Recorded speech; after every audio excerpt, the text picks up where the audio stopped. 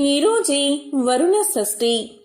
మాఘమాసంలోని శుక్లపక్షంలోని షష్ఠిని వరుణ షష్ఠి అని, విశోక షష్ఠి అని, మందార షష్ఠి అని, కామ షష్ఠి అని పిలుస్తారు. ఈరోజు వరుణదేవుణ్ణి పూజిస్తే విశేష పుణ్య ఫలితాలు కలుగుతాయి. మరి ఎంతో విశేషమైన ఈరోజు ఈ కథను విన్నా, చదివినా, చెప్పినా, వినిపించినా జన్మల పాపాలు తొలగి కోటి జన్మల పుణ్యం వస్తుంది, సకల శుభాలు కలుగుతాయి. మరి ఆ కథ ఏంటో ఇప్పుడు ఈ వీడియోలో తెలుసుకుందాం.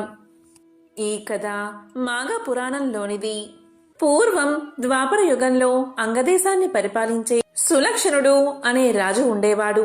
అతను మహాబల పరాక్రమాలు కలవాడు. రాజులందరినీ గెలిచి భూమండలానికి చక్రవర్తి అయి సామంత రాజుల నుంచి కప్పాలు వసూలు చేస్తూ ఇంద్రభోగంతో ఉండేవాడు. అతనికి 9 భార్యలు. అంతమందిని పెళ్లాడినా ఒక్క భార్యయందు కూడా సంతానం కలగలేదు. ఎన్నో వ్రతాలు, యజ్ఞాలు, పూజలు చేశాడు. కాని ఫలితం కనిపించలేదు.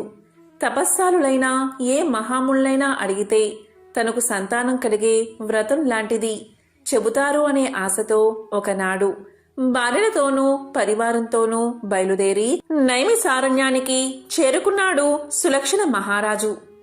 నైమిసారణ్యం పరమ నైష్ఠికులైన మహర్షులుండే పవిత్ర ప్రదేశం కదా. మరి సులక్షణుడు అక్కడికి వెళ్లి వినయ విధేయతలతో సౌనకాది మహాముళ్లను దర్శనం చేసుకుని వారికి సాష్టాంగ నమస్కారాలు చేసి ఇలా పలికాడు: మహాత్ములారా, నేను పూర్వజన్మలో చేసిన పాపమో మరేమో కాని ఈ జన్మలో 100 మంది రాణులను వివాహమాడినా కూడా ఒక్క రాణి వల్ల కూడా నాకు పుత్ర సంతానం కలగలేదు. అందుకు కారణమేమిటో సెలవిచ్చి నాకు పుత్ర సంతానం కలిగే ఉపాయం చెప్పండి అని దీనంగా ప్రార్థించాడు. ఆ మునులు రాజును చూసి కరుణ గలవారి ఇలా పలికారు: మహారాజా, నువ్వు పూర్వజన్మలో సౌరాష్ట్ర దేశానికి మహారాజువు. ధర్మాత్ముడువై రాజ్య ప్రజలను చక్కగా పరిపాలించి ఎన్నో యజ్ఞయాగాలు, వ్రతాలు ఆచరించేవాడవు. ప్రతి సంవత్సరం మాఘమాస వ్రతం చేసేవాడవు. కాని మాఘశుద్ధ సప్తమి అనగా రథ సప్తమి నాడు అన్ని దానాలు, ధర్మాలు చేసేవాడువు. కాని ఎప్పుడూ కుష్మాండ దానం అంటే గుమ్మడి పండు దానం చెయ్యలేదు. ఆ దోషం చేత నీకీ జన్మలో సంతానం కలగలేదు. మేమిప్పుడు నీకొక మామిడి పండును మంత్రించి ఇస్తున్నాము. దీన్ని నువ్వు ఇంటికి తీసుకుపోయి దేవమందిరంలో ఉన్న దేవుడికి పూజ చేసి దీన్ని నైవేద్యంగా సమర్పించిన తర్వాత నీ రాణులందరికీ చిన్న చిన్న ముక్కలుగా కోసి తినిపించు. వారంతా గర్భవతులు అవుతారు. నీకు శతపుత్ర లాభం కలుగుతుంది అంటూ ఒక పెద్ద మామిడి పండును అభిమంత్రించి రాజు చేతిలో పెట్టారు ఆ మహర్షులు. దీంతో రాజు చాలా సంతోషించి మహర్షులకు అనేక కృతజ్ఞాభివందనాలు సమర్పించి తన రాజసౌధానికి చేరుకున్నాడు. చూత ఫలాన్ని అంటే మామిడి పండును దైవ మందిరంలో ఉంచి అందరూ స్నానాలు చేయడానికి వెళ్లారు. ఆ 100 మంది రాణులలో 2వ భార్య తన సౌతులందరికీ సంతానం కలగడం సహించలేక అందరికంటే ముందే స్నానం ముగించి వచ్చి ఆ మామిడి పండును దొంగలించి ఎవరూ చూడకుండా తానొక్కతే తినేసింది. ఇక రాజు రాణులు స్నానాలు చేసి అలంకరించుకుని దేవుడి పూజా మందిరంలోకి వచ్చేసరికి అక్కడ పెట్టిన మామిడి పండు కనిపించలేదు. ఎవరు తీశారని అంతఃపురంలో గగ్గోలు బయలుదేరింది. రాజు అందర్నీ విచారించాడు. చివరికి 2వ రాణి దొంగలించి తినేసినట్లు తెలిసింది. రాజు మాత్రం ఏం చెయ్యగలడు? కొన్నాళ్లకు చిన్నరాణి గర్భవతి అయ్యింది. మహారాజు మునులు చెప్పిన మాటలు నిజం అయ్యాయని చాలా సంతోషించాడు. చిన్నరాణి గర్భవతి కావడం మిగిలిన రాణుల అసూయకు మూల కారణమైనది. ఆమెకు గర్భస్రావం అయిపోవాలని వారెన్నో ఉపాయాలతో చాలా ప్రయత్నాలు చేశారు. మునుల ఆశీర్వచన బలం వల్లనో దైవ నిర్ణయ బలం వల్లనో వారు చేసిన ప్రయత్నాలలో ఏ ఒక్కటి ఫలించలేదు. చిన్నరానికి వారు పెట్టిన మందుల ప్రభావం వల్ల ఆమె మతిచెడి పిచ్చిదైపోయింది. ఆ స్థితిలో ఆమె ఒకనాడు ఎవ్వరూ చూడకుండా అడవిలోకి వెళ్ళిపోయింది. అడవిలో చిన్నరాణి తిరిగి తిరిగి అలసిపోయి స్పృహ తప్పి ఒకచోట పడిపోయింది. ఆ సమయంలోనే ఆమె ప్రసవించి ఒక మగబిడ్డను కన్నది.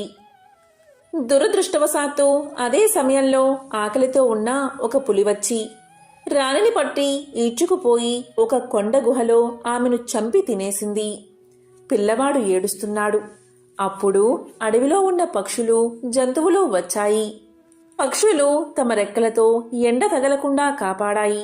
జంతువులు ఎక్కడ్నుంచో బాగా పండిన పళ్ళు తెచ్చి ఆ పళ్ళ రసంతో అతనికి ఆకలి తీర్చాయి. ఆ విధంగా 2-3 ఏళ్లు గడిచాయి. పిల్లవాడు ఆ జంతువులతోనూ పక్షులతోనూ ఆడుకుంటూ ఒక్కడే బతికేస్తున్నాడు. ఒకప్పుడు ఆ కుర్రవాడు ఒక సరస్సు ఒడ్డున ఆడుకుంటున్నాడు. ఆనాడు మాఘశుద్ధ పూర్ణిమ పర్వదినం కావడం చేత దగ్గర ఊళ్లవారంతా ఈ సరస్సులో స్నానం చేసి వెళ్తున్నారు. వారిలో 2 భార్యలున్న ఒక పెద్ద రైతు తనకు పిల్లలు లేరని విచారిస్తూ ఉండేవాడు. అతను కూడా స్నానానికి వచ్చి అక్కడ ఆడుకుంటున్న పిల్లవాణ్ణి చూసి సంతోషపడి తన ఇంటికి తీసుకుని పోయాడు. అతడెవరో, అలా అడవిలో ఎందుకు ఒంటరిగా ఉన్నాడో, ఎవరి పిల్లవాడో తెలుసుకోవాలని ప్రయత్నించాడు. కాని ఆ వివరాలు ఏవీ అతనికి తెలియలేదు. తనకు దైవం ప్రసాదించిన బిడ్డ అనుకుని వారు ఆ పిల్లవాణ్ణి ముద్దుగా పెంచుకుంటున్నారు. ఆ యజమాని భార్యలిద్దరూ పోటీలు పడి పిల్లవానికి సేవలు చేసేవారు. వీడు నా పిల్లవాడు అంటే నా పిల్లవాడని తగువులు ఆడుకునేవారు. అలాగే వారి సంరక్షణలో ఆ పిల్లవాడు 2 ఏళ్లు పెరిగాడు. ఈ 2 ఏళ్లలో ఆ 2 సోదరులతోనూ అసూయ బాగా పెరిగి నా పిల్లవాడికి సేవ చేయడానికి నువ్వెత్తివే అంటే నువ్వెవత్తివే అని పోట్లాడుకుంటూ వీధిన పడ్డారు. ఇలా జరుగుతూ ఉండగా ఒకరోజు పెద్ద భార్య సవతి మీద మచ్చరంతో ఆ బాలుణ్ణి తీసుకుపోయి నట్టడవిలో వదిలేసి వచ్చేసింది. యజమాని వచ్చి పిల్లవాడి కోసం వెతికాడు. కాని కనబడలేదు. కోపం వచ్చి భార్యలిద్దరినీ చావ బాదాడు. ఫలితం లేకపోయింది. అడవిలో విడిచిపెట్టబడిన ఆ పిల్లవాడు ఏడుస్తూ తులసి మొక్కలు గుబురుగా పెరిగిన ఒక పొదరింట్లో పడుకుని నిద్రపోయాడు. తులసి చెట్టు స్పర్శ వల్ల ఆ పిల్లవాడికి ఏ ప్రమాదమూ రాలేదు. కాని ఆకలికి ఏడుస్తూ ఆ తులసి ఆకులు కోసుకుని తింటూ కాలక్షేపం చేస్తున్నాడు. దైవానుగ్రహం ఉన్నవాడికి అరణ్యంలో ఉన్న ఆపదలు రావు కదా. అక్కడికి కొన్ని సాధు జంతువులు, పక్షులు వచ్చి అతనికి స్నేహితులుగా నిలబడ్డాయి. ఒకరి భాష మరొకరికి తెలియకపోయినా భావాలు మాత్రం అర్థం అవుతాయి కనుక ఆ పిల్లవాణ్ణి ఆ పశు పక్షాదులే ఆహారం తెచ్చిపెట్టి పోషిస్తూ వచ్చాయి. మానవులకు ఉండే దురాలోచనలు, అసూయ, ద్వేషాలు పశు పక్షాదుల్లో ఉండవు కదా. తల్లి గర్భంలో ఉన్నప్పుడు సవతి తల్లుల అసూయకు గురై అడవికి వచ్చాడు. అడవిలో పుట్టాడు. అడవిలోనే పెరిగాడు. మధ్యలో 2-3 ఏళ్లు ఆ రైతు ఇంట్లో ఆయన భార్యల వల్ల తల్లి ప్రేమను రుచి చూసినట్లే ఉంది. కాని అంతలోనే వారి మాత్సర్యానికి బలై మళ్లీ అడవుల్లో పడ్డాడు. అడవిలోని పశువులు, పక్షులు అసూయ ద్వేషాలు లేని నిర్మల హృదయాలతో దైవానుగ్రహం వల్ల అతన్ని ఆదరించాయి. జ్ఞానవంతులం అనుకునే మనుషుల్లో లేని జాలి, కరుణ, వాత్సల్యం జంతువుల్లో ఉంటాయి. అవి నిత్యం ఆహారం తెచ్చి పిల్లవానికి ఇచ్చి పోషిస్తున్నాయి. బాలుడు ఎప్పుడూ కూడా ఆ తులసి పొదలోనే నివసిస్తూ తులసి స్పర్శతో ఉండడం వల్ల అతని మీద ఎవ్వరూ ఊహించినంతగా దైవానుగ్రహం ప్రసరించింది. 2-3 ఏళ్ల పాటు బ్రాహ్మణుడి ఇంటిలో ఉన్నందువల్ల అతనికి మానవులు మాట్లాడే భాష వచ్చింది. దాంతోపాటు భగవత్ అనుగ్రహం తోడయింది. ఆ ప్రయత్నంగా అతని నోటి వెంట శ్రీహరి, కేశవనారాయణ, మాధవ, పద్మనాభ, వాసుదేవ వంటి శ్రీ మహావిష్ణు యొక్క నామాలు వినిపిస్తూ ఉండేవి. ఆ పిల్లవాడు ఒక తులసి పొదలో కూర్చుని భగవంతుడి నామాలు జపిస్తేనే అతని మీద భగవంతుడి కరుణా కటాక్షం ప్రసరించి నోరులేని పశు పక్షాదులచే సేవలు చేయిస్తుంది. అలాంటి తులసి వృక్షాన్ని మన ఇంటి ఆవరణలో పెంచుకుని దానికి నిత్యం పూజా పునస్కారాలు చేస్తే కలిగే ఫలం ఎంతో ఎవరైనా వర్ణించగలరా? చేసినా చేస్తున్న పాపాలు నశిస్తాయి. ఇహలోకంలో అన్న వస్త్రాలకు భోగాలకు లోటు ఉండదు. పరలోకంలో శ్రీ మాధవుని పాద సాన్నిధ్యం లభిస్తుంది. అది తులసి మహత్యం. రాజకుమారునిపై మాధవుని అనుగ్రహం. అక్కడ సులక్షణ మహారాజు అడవిలోకి పారిపోయిన గర్భవతి అయిన భార్య కోసం చాలా వెతికించాడు. కాని ఆమె జాడ తెలియక నిరాశ చెంది ఊరుకున్నాడు. తులసి పొదలోని రాకుమారునికి వేరే పనేముంటుంది? నిత్యం తనకు వచ్చిన హరినామాల్ని జపిస్తూ ఉండేవాడు. ఒకనాడు ఆకాశవాణి అతనికి ఇలా చెప్పింది: మాఘమాస వ్రతాన్ని ఆచరించు. శ్రీ లక్ష్మీనారాయణలకి తులసి దళాలతో పూజ చెయ్యి. రేపటి నుంచి నెల రోజులు చెయ్యి అని వినిపించింది. ఆకాశవాణి మాటలు విన్న ఆ బాలుడు ఆ మరనాటి నుంచి ప్రక్కనే ప్రవహిస్తున్న సెలయేటిలో స్నానం చేసి వచ్చి తులసి దళాలు కోసి ఎదురుగా దేవుడున్నట్లే భావించి హరినామాలతో పూజ చేస్తూ ఉండేవాడు. ఇక మాఘమాసం వెళ్ళిపోయింది. రాకుమారుని వ్రతం పూర్తయినది. శ్రీమన్నారాయణుడు లక్ష్మీదేవితో సహా ప్రత్యక్షమై ఇలా పలికాడు: చిరంజీవి, నీ పూజలకు సంతోషించాను. నీకేం వరం కావాలో కోరుకో అన్నాడు. అప్పుడు ఆ బాలుడు నమస్కారం చేసి ఇలా పలికాడు: స్వామి, ఎప్పుడు నీ దగ్గరే ఉండి నాకు ఇలాగే పూజలు చెయ్యాలని ఉంది అని పలికాడు. అప్పుడు శ్రీనాథుడు ఇలా అన్నాడు: బాలక, నువ్వు మహారాజువై చాలా కాలం భూమిని పాలించే యోగముంది. నువ్వు జీవించినంతకాలం పుత్ర పౌత్రాది సంపదలతో తులతూగి చివరికి నా సన్నిధికి వద్దువు కాని ప్రస్తుతం మీ తండ్రి దగ్గరకు వెళ్ళు. నా మీద భక్తిని విడిచిపెట్టకు. మాఘమాస వ్రతాన్ని ఎప్పుడూ మానకు అని చెప్పి సునందుడు అనే సేవకుణ్ణి పిలిచి శ్రీమన్నారాయణుడు ఇలా తెలియచేశాడు: సునంద, ఈ బాలకుణ్ణి తీసుకువెళ్లి అతని తండ్రి దగ్గరకు చేర్చు అని ఆజ్ఞాపించి శ్రీమన్నారాయణుడు లక్ష్మీ సమేతంగా అంతర్ధానమయ్యాడు. అప్పుడు సునందుడు రాజకుమారుణ్ణి తీసుకుని సులక్షణ దగ్గరకు వచ్చాడు. బాలుడి వృత్తాంతమంతా చెప్పి సులక్షణ మహారాజుకు బాలుణ్ణి అప్పగించాడు. దీంతో రాజు అపరిమిత ఆనందభరితుడై బాలుణ్ణి కౌగిలించుకుని లేడు అనుకున్న కొడుకు దొరికినందుకు ఎంతో సంతోషించాడు. బాలుడు ఇంతకాలం అడవిలో ఏ సంస్కారాలు లేకుండా ఉన్నాడని అతనికి సుధర్ముడు అని నామకరణం చేసి ఉపనయనాది సంస్కారాలు చేసి పండితులైన గురువుల దగ్గరికి విద్యాభ్యాసం కోసం పంపాడు. శ్రీహరి అనుగ్రహపాత్రుడైన ఆ కుమారుడు చాలా కొద్ది కాలంలోనే సమస్త విద్యలు నేర్చుకుని మహాపండితుడు అయ్యాడు. యుక్త వయసు రాగానే తండ్రి కుమారుడికి యోగ్యురాలైన రాజకుమార్తెను చూసి పెళ్లి చేసి పట్టాభిషేకం చేసి రాజ్యానికి రాజును చేశాడు. సుధర్ముడు రాజ్యాన్ని ప్రజారంజకంగా పాలించడాన్ని చూసి రాజు ఎంతో ఆనందించి అతను భార్యలతో వానప్రస్థ ఆశ్రమం స్వీకరించడానికి అడవికి వెళ్లాడు. ఇక సుధర్ముడు పుత్ర పౌత్రాది సంతతి కలిగి అనేక యజ్ఞయాగాలు శ్రీహరి ప్రీతి కోసం చేసి మాఘమాస వ్రతాన్ని విస్మరించకుండా చేసి చాలా కాలం ధర్మబద్ధుడై రాజ్య పాలన చేసి చివరికి శ్రీహరి సాన్నిధ్యానికి చేరుకున్నాడు. రోజే శనివారము అంటే కలియుగ ప్రత్యక్ష దైవమైన వెంకటేశ్వరుడికి ఎంతో ప్రీతికరమైన రోజు. ఈ రోజు ఈ కథను వింటే చాలు, సాక్షాత్తు ఆ వెంకటేశ్వరుడి అనుగ్రహం మీకు లభిస్తుంది. సకల శుభాలు కలుగుతాయి. మరి ఆ కథ ఏంటో ఇప్పుడు ఈ వీడియోలో తెలుసుకుందాం. అదే శ్రీ వెంకటేశ్వర అవతార ఘట్టం కథ. సౌనకాది ముళ్లతో సూత మహర్షి చెప్పిన శ్రీ వెంకటేశ అవతార కథ.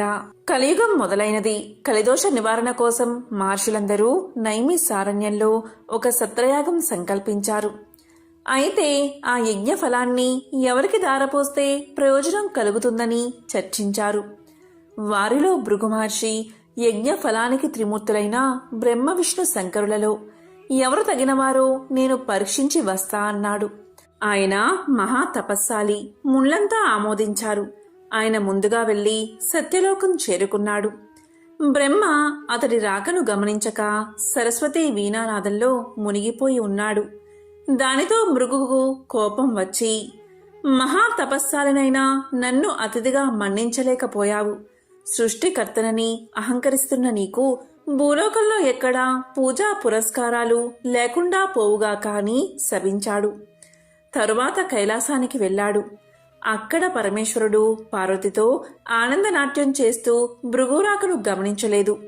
దానితో భృగు మహర్షి కోపంతో, శంకరా, నీవు నాట్య విలాసాలలో మునిగి మహా తపస్సాలిని అతిథిని అయినా నన్ను నిర్లక్ష్యం చేశావు కనుక భూలోకంలో నీకు లింగ రూపంలోనే కాని నిజ రూపంలో ఆరాధన జరగకుండునుగాక అని శపించాడు.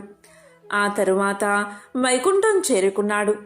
మాధవుడు పాన్పు మీద పరుండి తనకు పాదసేవ చేస్తున్న లక్ష్మీదేవితో సరస సల్లాపాలు ఆడుతున్నాడు. అతను మునిరాకను గమనించలేదు. అప్పుడు భృగువు వెళ్లి ఇలా పలికాడు, అతిథిగా వచ్చిన నన్ను అవమానిస్తావా అంటూ విష్ణుమూర్తి గుండెల మీద తన్నాడు భృగువు. అంతే, ఒక్కసారిగా లోకాలన్నీ కంపించాయి.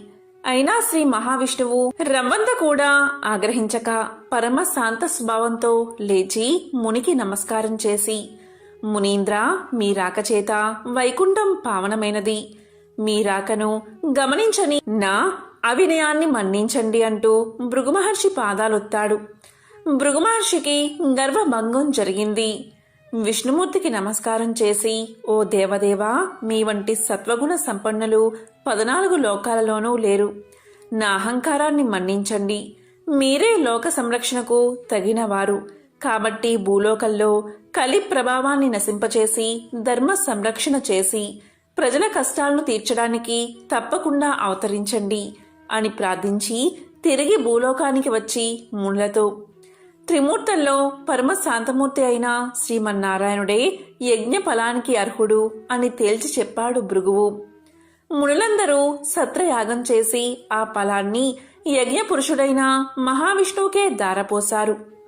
అక్కడ వైకుంఠంలో లక్ష్మీదేవికి కోపం వచ్చింది. శ్రీహరి వక్షస్థలమే తన నివాసం. ఆ నివాసాన్ని ఒక ముని కాలితో తన్నాడు. అందుకు శ్రీహరి కోపగించక ఆయనకు సకల మర్యాదలు చేశాడు. భర్తయే తన్ని గౌరవించలేదు అని అలిగి భూలోకానికి ప్రయాణమైనది లక్ష్మీదేవి. లక్ష్మి లేని ఇల్లు కళావిహీనమైనది. ఆమెను వెతికి తెచ్చుకోవడానికి భూలోకానికి ప్రయాణమయ్యాడు విష్ణువు. ఇంతలో భూదేవి వచ్చి ఇలా పలికింది, దేవా, కలియుగంలో అధర్మం పెరిగింది. పాప భారాన్ని నేను మొయ్యలేకపోతున్నాను. నువ్వు భూలోకంలో అవతరించి నన్ను కాపాడు అని కోరింది. వెంటనే శ్రీ మహావిష్ణువు శ్రీనివాసుడు అనే పేరుతో భూలోకానికి దిగివచ్చి లక్ష్మి కోసం వెతకడం ప్రారంభించాడు. శేషాద్రి కొండలలో ఒక పుట్టను నివాసంగా చేసుకున్నాడు. శేషాద్రి పర్వత ప్రాంతాలను పరిశీలిస్తున్న మహారాజు ఆకాశరాజు. అతనికి సంతానం లేక పుత్ర కామేష్టి చేయబోతూ భూమిని దున్నుతూ ఉండగా నాగలికి ఒక బంగారు పెట్టె తగిలింది. తెరిచి చూడగా మహాలక్ష్మి కలతో ఒక బాలిక కనిపించింది. ఆకాశరాజు సంతోషపడి ఆ పిల్లకు పద్మావతి అనే పేరు పెట్టుకుని అల్లారు ముద్దుగా పెంచాడు. యుక్త వయసు వచ్చిన పద్మావతి ఒకసారి శ్రీనివాసుణ్ణి చూసి మోహించింది. తల్లిదండ్రులకు చెప్పింది. ఆకాశరాజు వచ్చి చూసి శ్రీనివాసుడి తేజో విశేషాలకు ఆశ్చర్యపడి అతడే శ్రీ మహావిష్ణువు అని భావించి పద్మావతిని ఇచ్చి వివాహం చేశాడు. ఆకాశరాజు తరువాత అతని తమ్ముడు తొండమాండు రాజయ్యాడు. శ్రీనివాసుడు వెంకటేశ్వరుడు అనే నామంతో తిరుమల శిఖరాల మీద కలియుగాంతం వరకు నివసించాలని నిశ్చయించుకుని సాలగ్రామ శిలారూపుడై పద్మావతి భూదేవులతో నివసించసాగాడు.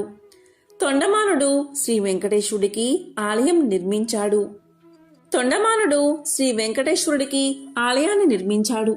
తన్ని సేవించే భక్తులకు కల్పవృక్షం లాంటి వాడే శ్రీనివాసుడు ఇప్పటికీ భక్తులను సంరక్షిస్తూ అక్కడ నిలిచి ఉన్నాడు.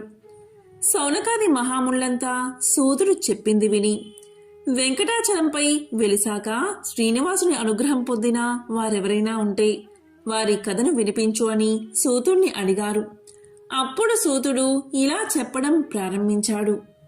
పూర్వకాలంలో బేబీ నాంచారమ్మ అనే ఆమె ఉండేది. ఆమె మాలిక్ కాఫీర్ అనే సేనాని కుమార్తె. ఆమె అసలు పేరు సురతాని. స్వతహాగా హిందువైన మాలిక్ కాఫీర్ అల్లావుద్దీన్ ఖిల్జాకి సేనానిగా మారి తాను కూడా ముస్లిం మతాన్ని స్వీకరించాడు. తన రాజ్యాన్ని విస్తరించే బాధ్యతను ఖిల్జీ మాలిక్ కాఫీర్ మీద ఉంచాడు.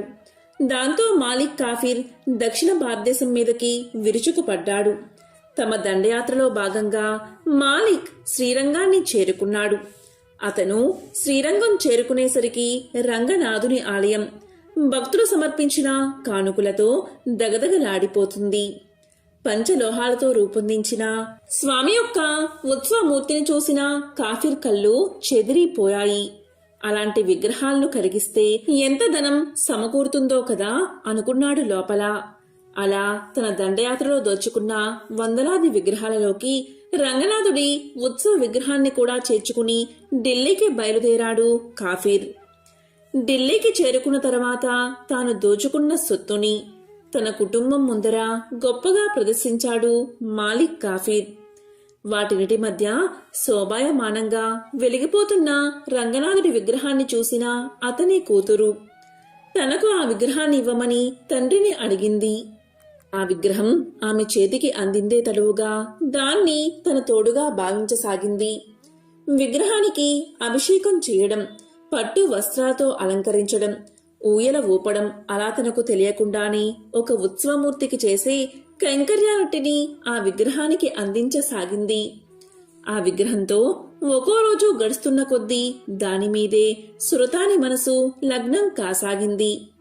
మరోపక్క రంగనాథుడి ఉత్సవమూర్తిలేని శ్రీరంగం వెలవెలబోయింది. దండయాత్రలో చనిపోయిన కుటుంబాలు ఎంతగా బాధపడ్డాయో రంగనాథుడి విగ్రహం కోల్పోయిన భక్తులు అంతే బాధలో మునిగిపోయారు. చివరికి భక్తులందరూ ధైర్యం తెచ్చుకుని ఆ మాలిక్ కాఫీర్ని వేడుకునేందుకు ఢిల్లీ ప్రయాణమయ్యారు. సాక్షాత్తు ఆ రామానుజాచార్యులే వారికి ప్రాతినిధ్యం వహించారని చెబుతారు. రంగనాథుడి ఉత్సవమూర్తిని వెతుక్కుంటూ తన ఆస్థానాన్ని చేరుకున్న అర్చకులను చూసి మాలిక్ కాఫీర్ యొక్క మనసు కరిగిపోయింది.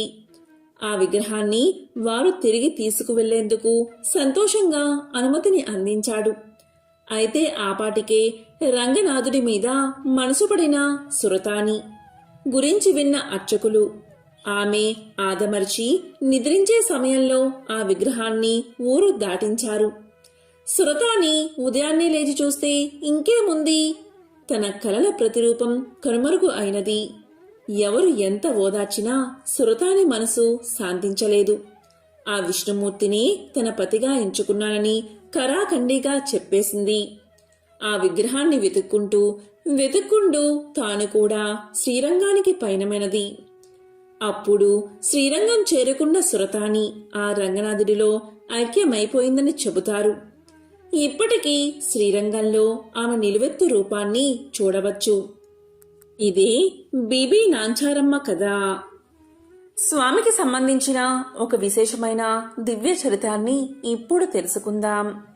పూర్వం ఒకసారి సనక సనందనాది మహర్షులందరూ వైకుంఠంలోని శ్రీమన్నారాయణుని దర్శనం చేసుకున్నారు. ఆయన్ని అనేక విధాలుగా స్తుతించిన తరువాత తాము వచ్చిన పనిని తెలియచేశారు. వారు ఈ విధంగా పలికారు: కలియుగంలో ధర్మం ఒంటి పాదంలో నడుస్తుంది. ప్రజలు ఆహార విహారాలకే ప్రాధాన్యత ఇస్తూ ఆచారహీనులుగా జీవిస్తూ కామక్రోధాలకు వసులై కలి ప్రభావంతో అధర్మబద్ధమైన జీవితాన్ని గడుపుతున్నారు.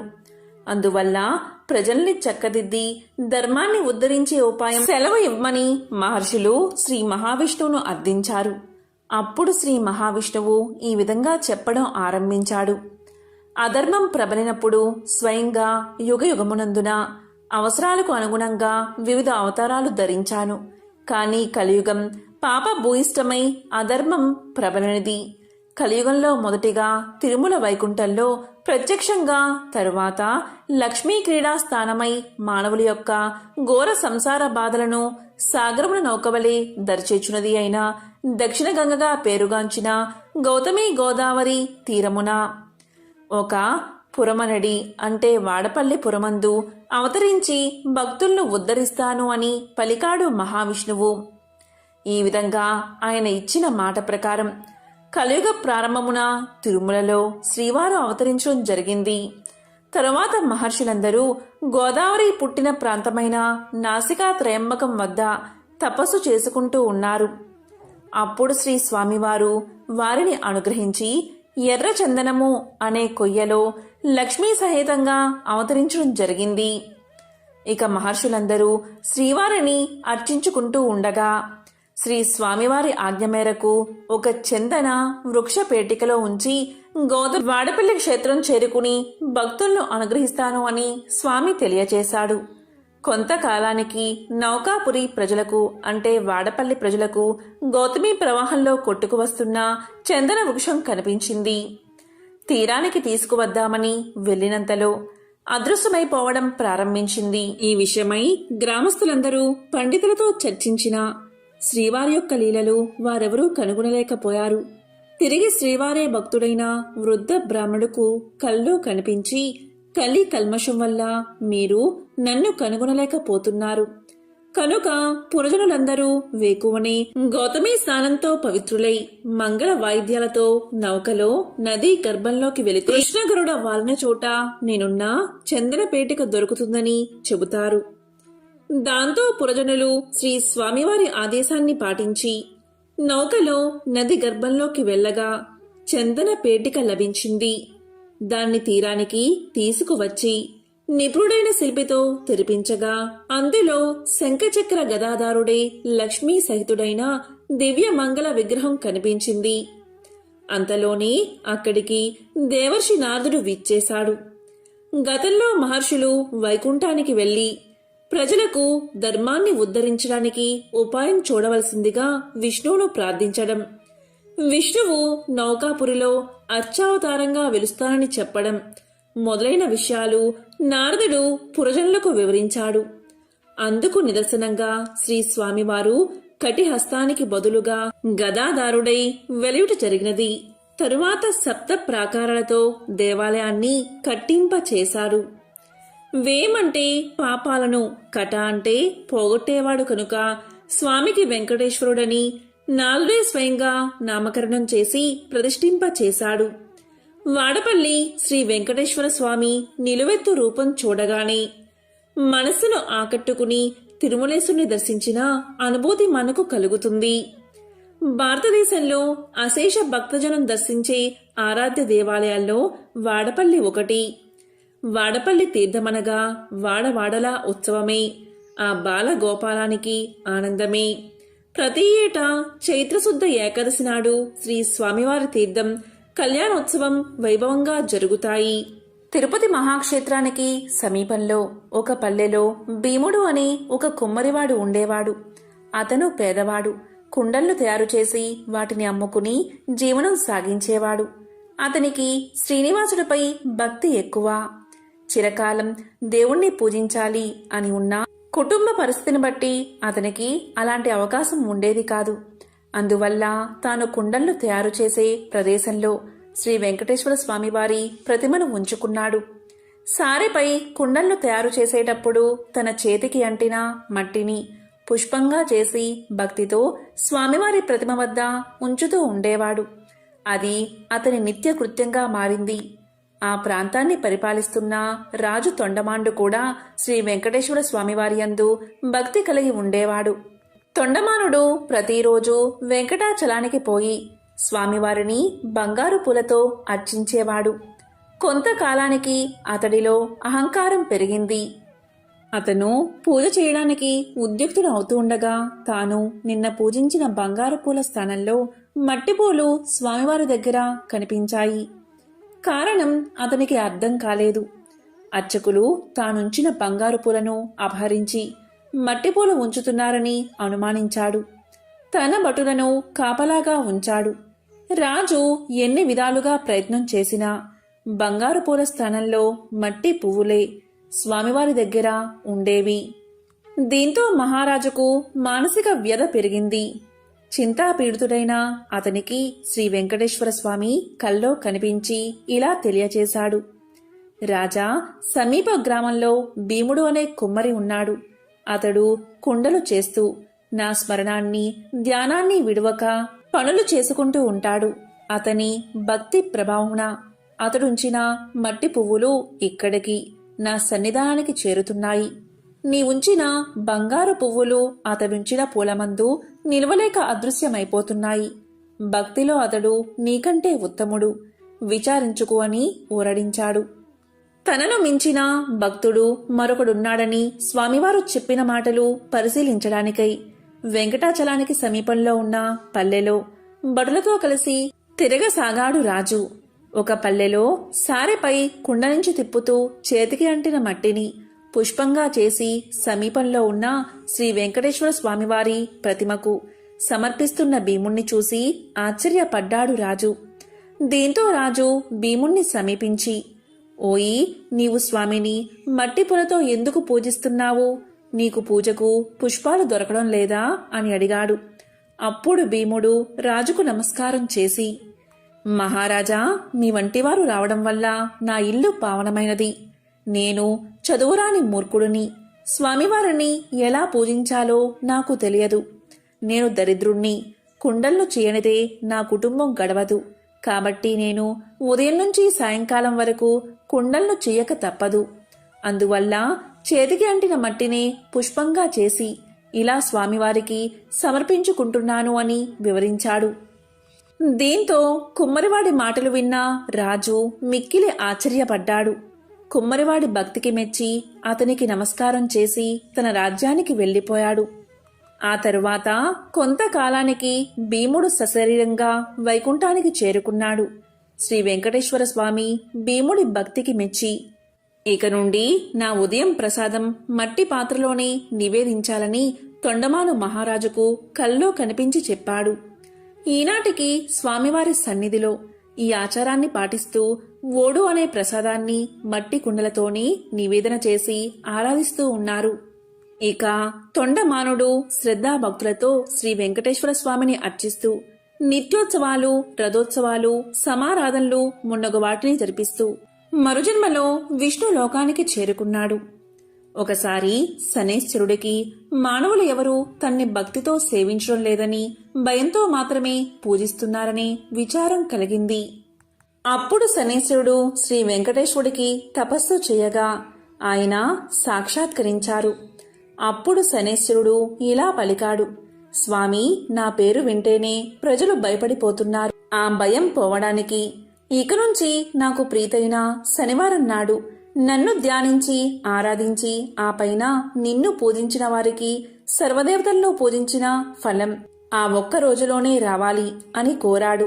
అందుకు స్వామివారు చిరునవ్వు నవ్వి, నీ కోరిక సమంజసంగానే ఉంది. అసలు నీకు నాకు భేదమేముంది? 6 వారాలు దాటాక 7వ వారము అంటే ఇష్టపడతావు. నేను 6 కొండలు దాటాక 7వ కొండ మీద ఉంటాను. నువ్వు నీలవర్ణుడివి, నేను ఆ నీలవర్ణుడిని. నువ్వు సప్తమ గ్రహానివి, నేను సప్త గిరీషుడిని. సామాన్య మానవులకు ఈ విశేష విషయాలు తెలియక నువ్వంటే భయపడుతున్నారు. నిన్ను నన్ను వేరుగా చూస్తున్నారు. నువ్వు కోరిన వరాన్ని అనుగ్రహిస్తున్నాను. ఏ భక్తులు 7 శనివారాల పాటు నిన్ను ముందు పూజించి ఆ తరువాత నన్ను పూజిస్తూ సప్త శనివార మహావ్రతంగా ఆచరిస్తారు, వారు సమస్త శనిదోషాల నుంచి విముక్తులై సౌఖ్యాన్ని పొందుతారు. ఆయురారోగ్యాది సకల శ్రేయస్సులను పొందుతారు. ఇందులో సందేహం ఏదీ లేదు అంటూ వరాన్ని ప్రసాదించాడు శ్రీనివాసుడు. సౌనకాది మహామునులంతా సూదుడు చెప్పింది విని చాలా ఆనందించి ఈ సప్త శనివార వ్రతాన్ని ఆచరించి శ్రీనివాసుడి అనుగ్రహం పొందిన వారింకెవరైనా ఉన్నారా? ఆ కథలను వినిపించండి అని కోరారు. అప్పుడు సూతుడు ఇలా చెప్పడం ప్రారంభించాడు. పూర్వకాలం కాంచీపురంలో దేవదత్తుడు అనే బ్రాహ్మణుడు ఉండేవాడు. అతను వేదాంగ పారంగతుడు. అతని భార్య మాలిని. వారిద్దరూ అతిథుల్ని ఆరాధిస్తూ గృహస్థ ధర్మాలను పాటిస్తూ ఉండేవారు. వారికి శ్రీ వెంకటేశ్వర స్వామి ఇలవేలుపు. ఒకనాడు వారింటికి కాశీయాత్ర చేసి వచ్చిన ఒక బ్రాహ్మణోత్తముడు వచ్చాడు.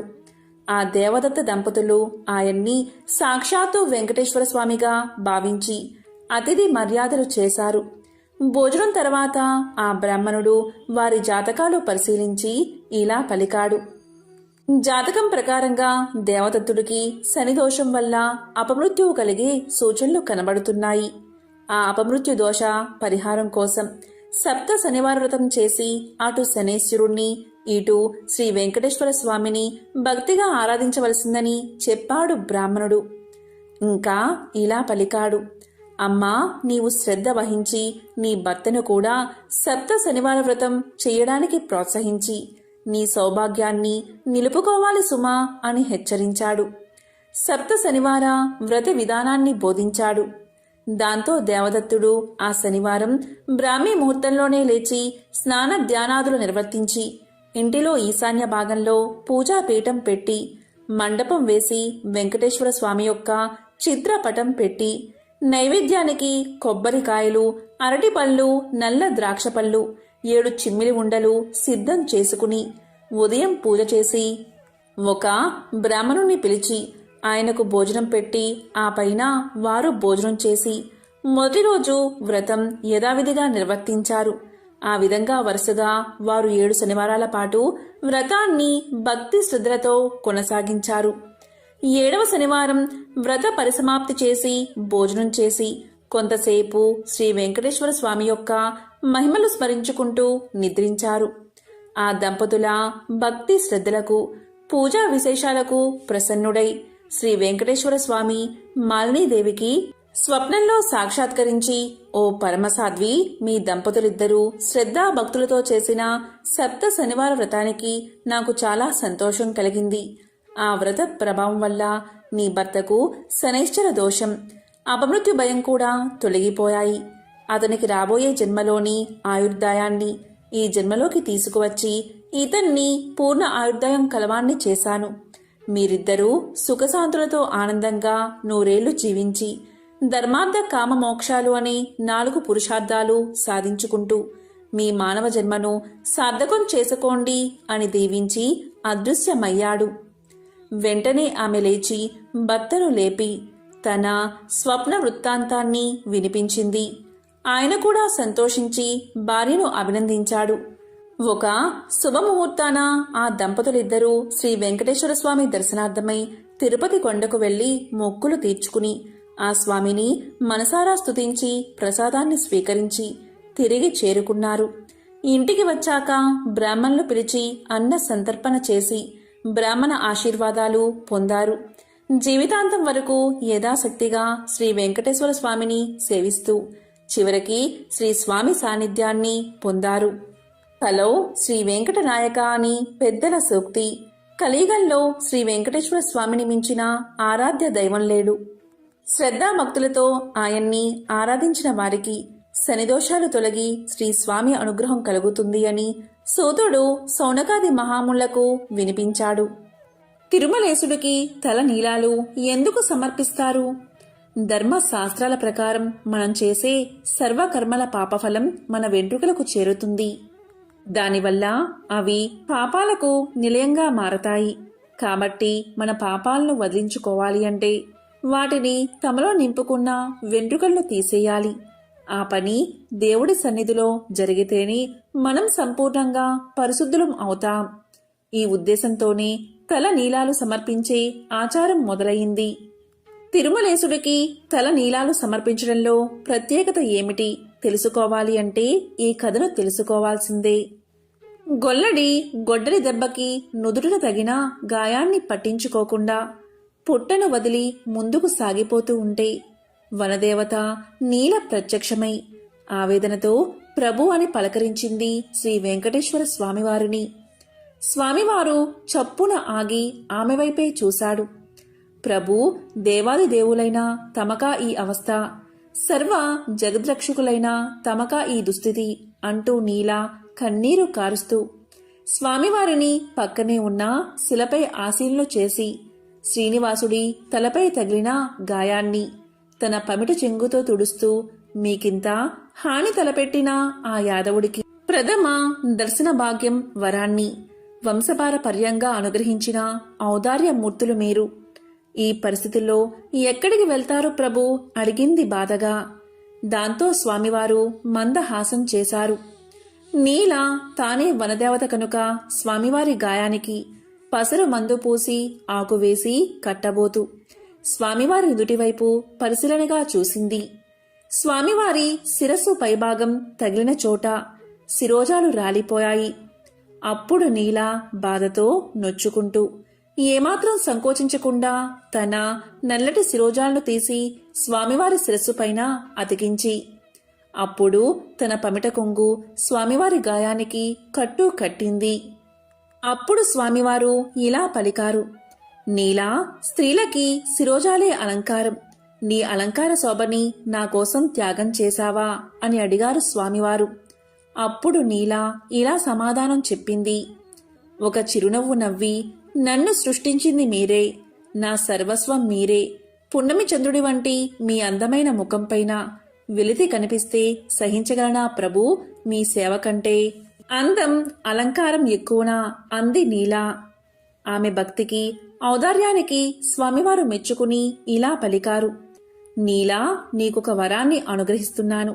నా దర్శనం కోసం వచ్చి మొక్కుబడిగా నా భక్తులు సమర్పించుకునే తల నీలాలు ఈ కలియుగాంతం వరకు నీకే చెందుతాయి. భక్తులు సమర్పించే వారి తల నీలాలు పుణ్యఫలంతో తిరిగి నీ శిరస్సుపై సరికొత్త నీలాలు మొలుస్తాయి.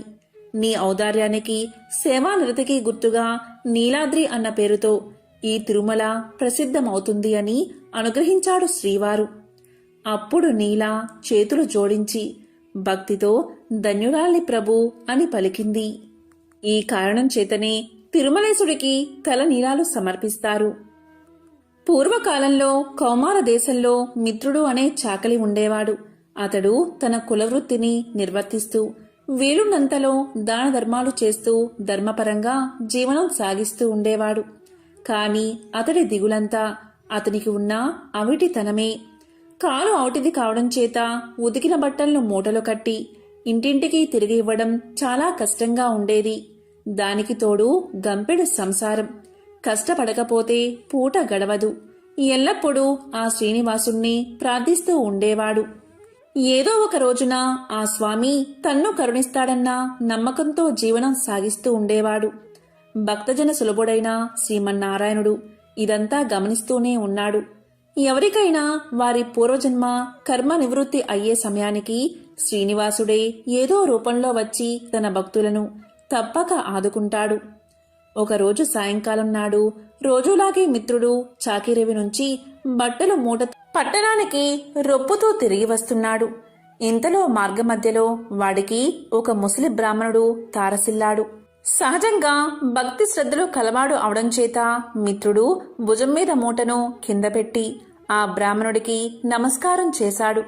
అంతటా ఆ విప్రోత్తముడు ఇలా పలికాడు, నాయనా, ఈ అవటికాలితో ఎంతో బాధపడుతున్నావు. నీ బాధ చూడ్డానికే నాకు కష్టంగా ఉంది. నువ్వెంత కష్టపడుతున్నావో కదా అని అన్నాడు. అప్పుడు మిత్రుడు ఇలా పలికాడు, స్వామి, మీరెవరో మహానుభావుల్లాగా ఉన్నారు. గంపెడు సంసార భారం చేత నాకీ పని తప్పడం లేదు. ఈ అవటితనం పోయే మార్గం ఏదైనా ఉంటే సెలవు ఇవ్వండి అని విన్నవించుకున్నాడు. అప్పుడు ఆ ముసలి బ్రాహ్మణుడు, నాయనా, తప్పక చెబుతాను. సావధానంగా విను. నీ అవటితనం పోవడమే కాదు, నీకు అష్టైశ్వర్యాలు కలిగే వ్రతం ఒకటి చెబుతాను. ఈ వ్రతాన్ని ఆచరించిన మరుక్షణమే నీకు 1000 వరహాలు లభిస్తాయి. అయితే ఒక షరతు, అందులో సగం నాకు సమర్పించాలి. రేపు మళ్ళీ ఇదే సమయానికి ఇక్కడికి వస్తాను అని చెప్పాడు. అప్పుడు మిత్రుడు ఇలా పలికాడు, స్వామి, ఇంతకు మించిన మహాభాగ్యం నాకు ఏముంటుంది? ఆ వ్రతమేదో ఈరోజే ఆచరిస్తాను, సెలవు ఇవ్వండి అని ప్రార్థించగా ఆ బ్రాహ్మణుడు శ్రీ వెంకటేశ్వర వ్రతకల్పాన్ని వివరంగా చెప్పాడు. దీంతో మిత్రుడు రెట్టించిన ఉత్సాహంతో ఇంటికి వచ్చి ఈ విషయమంతా భార్యకు చెప్పి ఇరుగు పొరుగుల వారిని ఆహ్వానించి శ్రీ వెంకటేశ్వర వ్రతాన్ని ఆచరించి తీర్థప్రసాదాలు తాను స్వీకరించి వచ్చిన వారందరికీ పంచాడు. ఇంతలో ఇంటి బయట ఏదో కోలాహలం వినబడింది. మిత్రుడి కుమారుడు బయట నుంచి ఇంట్లోకి పరుగు పరుగున వచ్చి, అయ్యా, రాజభటులు నీకోసం వచ్చారు. రాజుగారు నీకు కట్న కానుకలు పంపించారట అని పలికాడు. ఇంతలో రాజభటులు వచ్చి మిత్రుణ్ణి రాజుగారి ఆస్థానంలో చాకలిగా నియమించారని 1000 వరహాలు బహుమానంగా పంపారని చెప్పి మిత్రుడి చేతిలో 1000 వరహాల మూట పెట్టారు. 1 వారం లోపల వచ్చి రాజుగారి కొలువులో చేరవలసిందని చెప్పారు. దీంతో మిత్రుడి ఆనందానికి అవధుల్లేవు. వారం దాకా ఎందుకు, రేపే వెళ్ళాలి అని మూటాముళ్లే సర్దుకుని మరుసటి రోజు తెల్లవారుజామునే ప్రయాణమయ్యాడు. ఈ ఆనందంలో ఆ ముసలి బ్రాహ్మణుడి సంగతే మర్చిపోయాడు. దారి మధ్యలో గుర్తుకు రాగా 1 నెల తర్వాత కలవవచ్చులే అనుకున్నాడు. వెళ్ళి రాజు ఆస్థానంలో చేరాడు. రోజులు నెలలు గడుస్తున్నాయి. ఆ బ్రాహ్మణుడికిచ్చిన మాట పూర్తిగా మర్చిపోయాడు. అంతే, బ్రాహ్మణ రూపంలో వచ్చిన ఆ స్వామివారికి కోపం వచ్చేసింది. మానవ నైజం అంతే అని అనుకున్నారు స్వామివారు. తన మహత్యం చూపాలని నిర్ణయించుకున్నారు. అంతే, ఆ మర్నాడే రాజు ఆస్థానంలోని రాణిగారి నగలు మాయమయ్యాయి. ఆ అభాండం మిత్రుడి మీద పడింది. మిత్రుడికి కఠిన కారాగార శిక్ష పడింది. రాజభటులు మిత్రుణ్ణి పలు విధాలా శిక్షించారు. ఎందుకిలా జరిగింది, ఎందుకీ అభాండం తన మీద పడింది అని తెలుస్తున్న మిత్రుడికి ఆ రాత్రి స్వామివారు కల్లో కనబడి వృద్ధ బ్రాహ్మడి రూపంలో వచ్చింది తానే అని, తనకిచ్చిన మాట నిలబెట్టుకోకపోవడం చేతని ఇలా జరిగిందని చెప్పారు. అప్పుడు మిత్రుడు, స్వామి, నేను మిక్కిలి పాపాత్ముణ్ణి. ఎంతటి అపరాధం చేశాను? దయచేసి నన్ను కరుణించండి. ఇక మీదట తప్పక ప్రతీ నెలా మీ వ్రతాన్ని ఆచరిస్తాను. నా సంపాదనలో సగభాగం ప్రతీ నెల జీవితాంతం తమకే సమర్పిస్తాను అని చెంపలు వేసుకుని స్వామివారిని పరిపరి విధాలా వేడుకున్నాడు. భక్తజన సులభుడైన స్వామివారు అందుకు సంతోషించి మిత్రుణ్ణి అనుగ్రహించారు. శ్రీవారి అనుగ్రహం చేత రాణి నగలు వేరే ప్రదేశంలో మరుదినమే దొరికాయి. మిత్రుడు దొంగలించలేదని రాజు గ్రహించడం జరిగింది. మిత్రుణ్ణి కారాగారం నుంచి వదిలేశారు. అప్పటినుంచి మిత్రుడు స్వామివారికిచ్చిన మాట ప్రకారం ప్రతీ నెల శ్రీ వెంకటేశ్వర వ్రతాన్ని ఆచరిస్తూ తన సంపాదనలో సగభాగం స్వామివారికే సమర్పిస్తూ కలకాలం సుఖంగా జీవించి చివరన ముక్తిని పొందాడు అని అత్రి మహర్షుల వారు తెలియచేశారు. ఎంతో పవిత్రమైన విశేషమైన శ్రీ వెంకటేశ్వర స్వామికి సంబంధించిన ఈ కథలను విన్నా, చదివినా, చెప్పినా, వినిపించినా జన్మల దోషాలు తొలగి 1,000,000 జన్మల పుణ్యం వస్తుంది. ఆ వెంకటేశ్వరుడి అనుగ్రహం తప్పకుండా మీకు కలుగుతుంది. ఓం నమో వెంకటేశాయ. ఓం నమో నారాయణాయ. ఓం శ్రీ మహాలక్ష్మియే నమః.